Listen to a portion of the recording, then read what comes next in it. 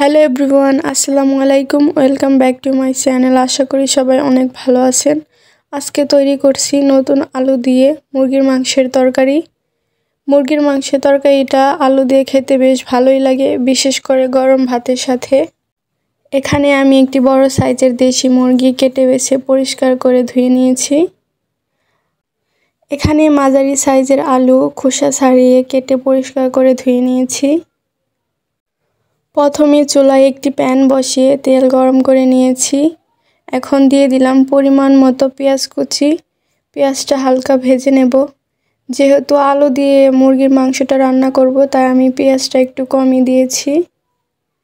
পেঁয়াজটা হালকা ভাজা হয়ে গেছে। এ পর্যায়ে দিয়ে দিলাম 1 চামচ আদা রসুনের পেস্ট।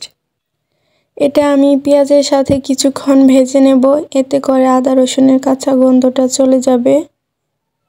এখন দিয়ে দিলাম মশলা কষানোর জন্য পানি। প্রথমে দিয়ে দিলাম স্বাদমতো লবণ। এখানে আমি 3 চামচ লবণ দিয়েছি।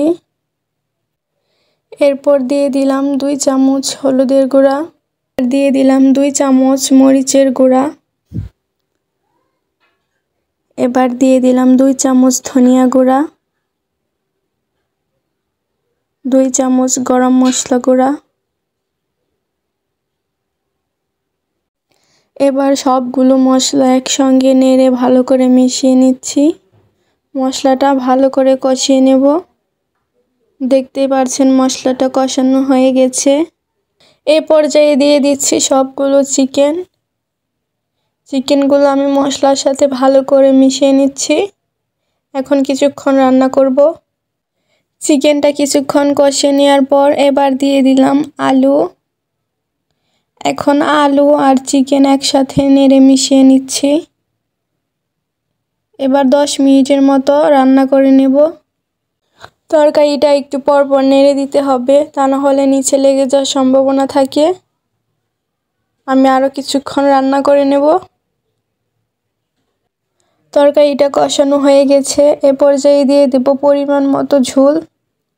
আমি ঝোলের পরিমাণটা একটু বাড়িয়ে দেব, যেহেতু এটা দেশি মুরগি, সিদ্ধ হতেও একটু টাইম লাগবে। ঝোল দেওয়ার পর তরকারিটা ভালো করে নেড়ে নিচ্ছি। এখন ঢাকনা দিয়ে রান্না করে নেব। তরকারিতে বলক উঠে এসেছে। এ পর্যায়ে দিয়ে দেব কয়েকটা কাঁচামরিচ দিলে তরকারির স্মেলটাও ভালো আসে, খেতেও ভালো লাগে। আলু দিয়ে মুরগির মাংসের তরকারিটা রান্না হয়ে গেছে। আমি চুলার জালটা বন্ধ করে দেব। দেখতেই পাচ্ছেন আলু দিয়ে মুরগির মাংস রান্নার কালারটা কতটা সুন্দর হয়েছে। খেতেও খুবই টেস্টি হয়েছে।